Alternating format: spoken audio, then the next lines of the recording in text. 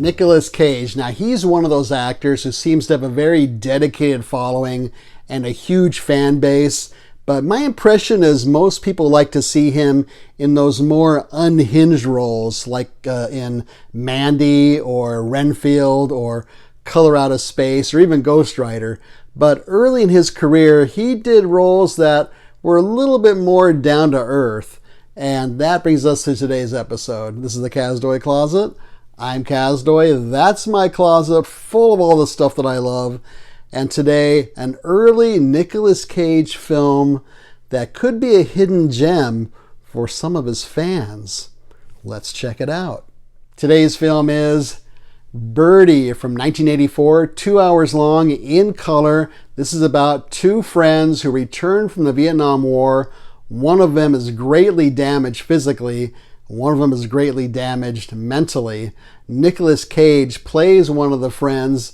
I'd say for about half the film, 75% of his face and his head is wrapped up in bandages. So he does a really good job here in this role, especially considering for half the film, you really can't see much of his face at all. This was a year after he made Valley Girl, in which he had a pretty big role.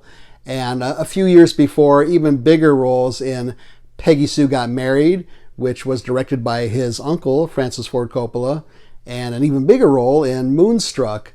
His friend is played by Matthew Modine. He plays the character nicknamed Birdy in this film. He's in a catatonic state for about half of this film, of course related to what happened in the war.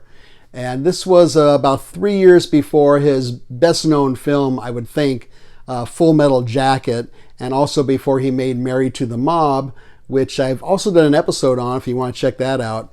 And kind of a fun fact, Matthew Modine is 6'3" tall. I had no idea he was that tall. This was directed by Alan Parker, who had directed several successful films. Some of his best known ones include Midnight Express, which was made before this one, and Angel Heart and Mississippi Burning. He passed away in 2020, so just about 3 years ago. Interestingly, the music is by the musician Peter Gabriel. He only made, I think, 3 film soundtracks, including this one and Martin Scorsese's The Last Temptation of Christ. I should also mention that the novel this is based on was written by William Wharton. And I mention that because every time I read anything about Birdy, they always say that this was an impossible to film novel. How could they make a film out of this? And I think why they say that is because the novel is written in the stream of consciousness and first-person point of view. And also in the novel, the birds talk to Birdy. And I think to show that on a film would be rather difficult to do without it looking too silly. And finally, they made 2 big changes in the film. One is, in the novel, it takes place in World War II.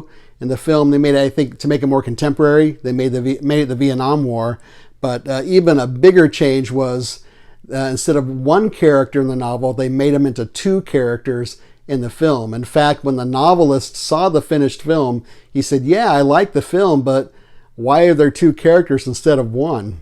Birdy relies heavily on this flashback structure. There's really like 3 timelines going that alternate throughout the film. The first one is how the film begins in the present day of the film, which looks like it's the late 60s or early 70s because the Vietnam War is still going on.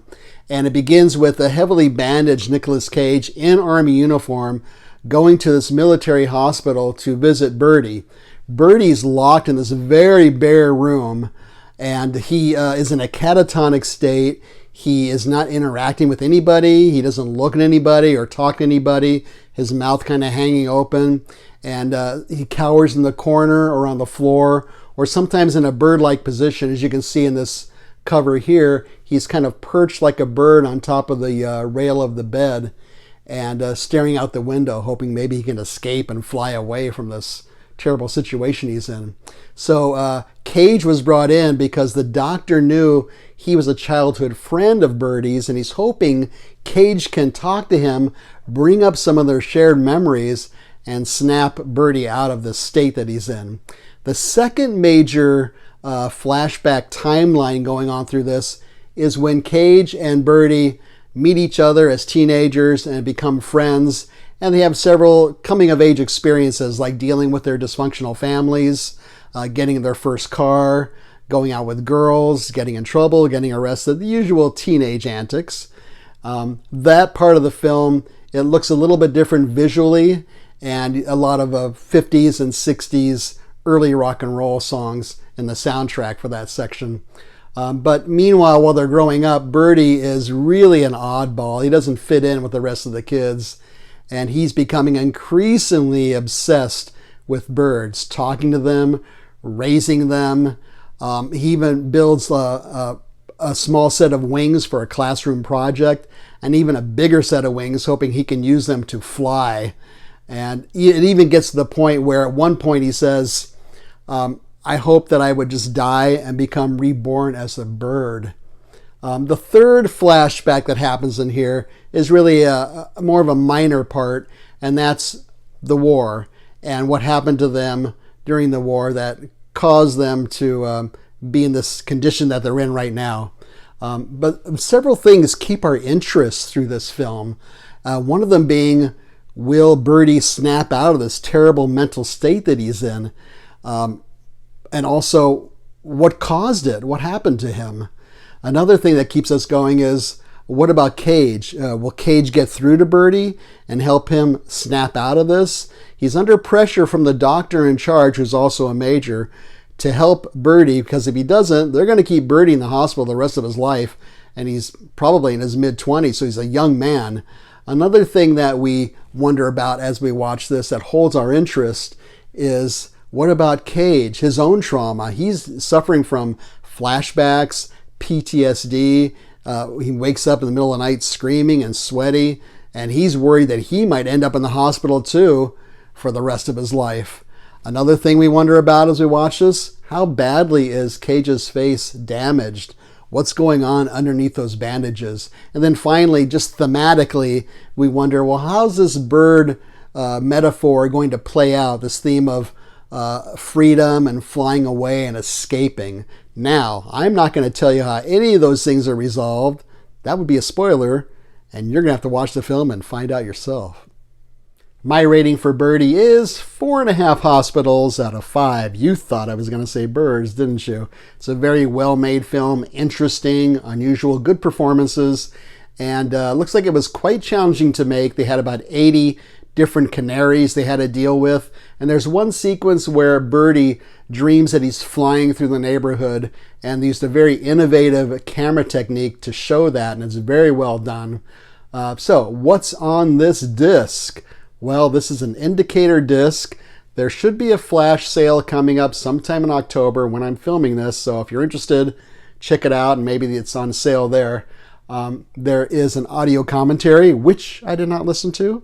There is a very good booklet. It's about 80 pages long and includes writings about the film by Alan Parker, and then information about the novelist and a few other things. But just be aware, that's part of the limited edition. The standard edition probably doesn't have the booklet, but it will have all the same features. Those include interviews with Modine, with Peter Gabriel, with the screenwriters, and with Keith Gordon. He's a director who also adapted a novel by the same novelist. There's also an early short film by Alan Parker. It's about an hour long. I didn't check that out though. Where can you see Birdy? Well, if you belong to Amazon Prime, it should be streaming on their service as we speak. You can rent it. You can buy it. This one is still listed on Amazon. I don't know if it's standard or limited edition, so you're going to have to check that out. And you can also try your local library. They might have it. So feel free to leave a comment or suggestion down below here. Maybe your favorite Nicolas Cage film, or maybe you've seen this one. I'd like to thank the following people for leaving comments since our last episode. Those include Tina, Michael, Demonor, Sid, Oscar, GLC 2013, and Family Dog. They commented on all kinds of episodes, new and old, so thank you so much for taking the time to do that. Feel free to leave a thumbs up. Don't leave a thumbs down. Subscribe would be great. Share this with your friends and neighbors. We are very close, less than 20 away, I think, from our next goal of 650 subscribers. As usual, I am not selling anything, and none of this is provided to me. I have no Patreon, no merch for sale. I just do this to share my love of this stuff with you out there in the darkness. Welcome to our new subscribers since our last episode. Roland Red, Matt, and Adam, thank you so much. Subscribing is free. Also free is we're on the Letterboxd app. That's where we leave written reviews, brief written reviews of other things we're watching, or under the Kazdoy closet. There's a link down below. Most recently, we left brief reviews of The Meg 2, The Trench, and the film that was on HBO Max, and the film on Apple TV Plus called Flora and Son. So, thanks so much for watching. Hope you like this one. See you next time.